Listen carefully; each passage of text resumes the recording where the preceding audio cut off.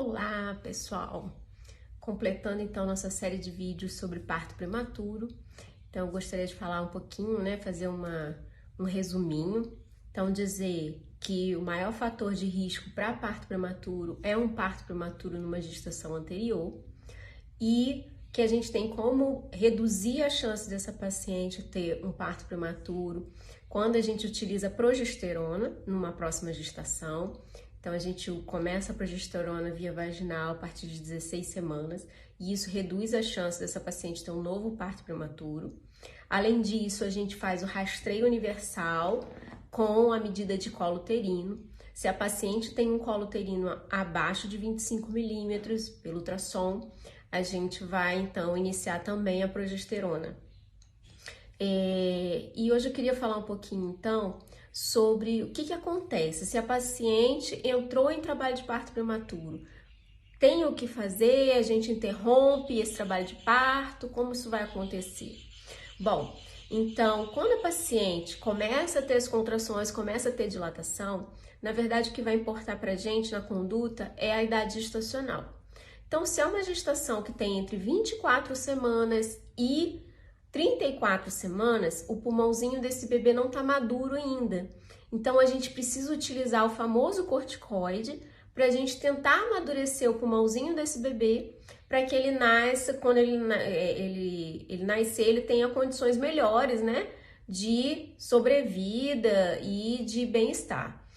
Bom, como é que a gente faz? O corticoide ele é feito com um dia de diferença entre as duas doses. Então, você faz no dia 1, 24 horas depois você faz a segunda dose. É intramuscular na mãe, E aí, então, você precisa fazer o quê? Entrou em trabalho de parto entre 24 e 34 semanas, você faz uma medicação para inibir a contração, para suspender a contração uterina, para dar tempo de você fazer o corticoide, para amadurecer esse pulmãozinho do bebê.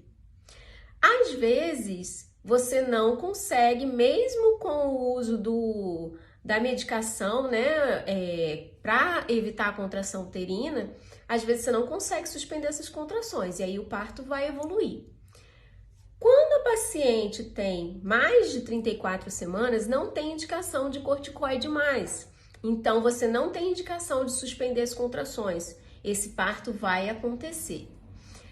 Lembrando que se a paciente estiver entre 24 e 34 semanas, você só vai suspender as contrações pelo período em que for para fazer o efeito do corticoide.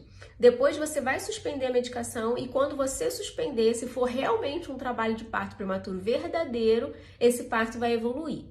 Às vezes você vê por aí as pessoas começando a medicação para inibir a contração uterina e aí suspende e para. Provavelmente esse não era um trabalho de parto verdadeiro, tá? Às vezes você tem contrações, mas que não são contrações de trabalho de parto.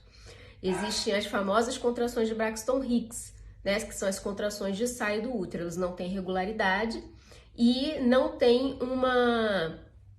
são tão fortes, vamos dizer assim, uma intensidade tão comparável às contrações de trabalho de parto mesmo.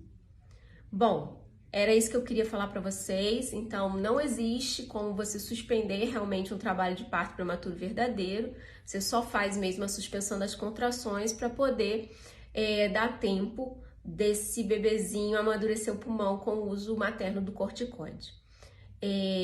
Próximo vídeo, então, vocês vão escolher o tema e a gente se vê, então, na próxima quinta-feira. Qualquer dúvida, mais uma vez, estou à disposição para esclarecer, tanto pelo Instagram, quanto pelo meu site também, que vocês podem entrar e também podem perguntar por lá, tá? Um abraço para todos e até a próxima!